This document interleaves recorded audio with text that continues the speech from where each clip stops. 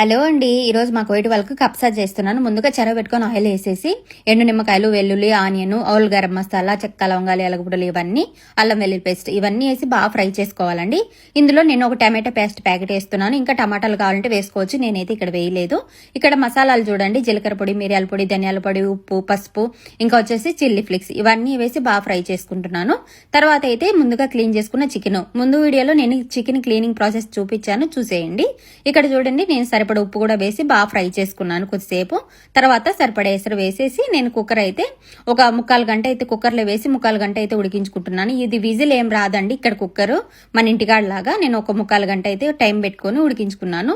Normal చెరువులో అయితే 1.5 గంట కంపల్సరీ చికెన్ అయితే ఉడికించుకోవాలండి, లేదంటే ఉడకదనమాట, అంత టేస్ట్ ఉండదు. చికెన్ ఉడికితేనే టేస్టీగా ఉంటుంది. తర్వాత ఇలా సపరేట్ చేసుకోవాలండి చికెన్ పీసెస్ అన్ని. అదే ఎసరు మనం ముందు వేరే చెరువులో రైస్ వేసుకొని అదే ఎసరు వేసుకొని ఉడికించుకోవాలి. అయితే ఇక్కడ రైస్ కి ఎన్ని వాటర్ వేసారని అడుగుతున్నారు చాలా మంది. ఒక గ్లాస్ బియ్యానికి 1.5 గ్లాస్ వాటర్ వేసుకోవాలండి. నేనైతే అందాజుగా వేసి చేశాను. తర్వాత అయితే రైస్ సిమ్లో పెట్టేసి ఇక్కడ చికెన్ కూడా ఫ్రై చేసుకుంటున్నాను. రెండు వైపులా బాగా ఎర్రగా అయితే కాల్చుకొని రైస్ పైన పెట్టేయాలి. అంతే అండి, చాలా సింపుల్ గా కప్సా అయితే రెడీ అయిపోతుంది. నేను కూడా ఇలా అయితే పెట్టేసుకున్నానండి. Thank you for watching. Please support.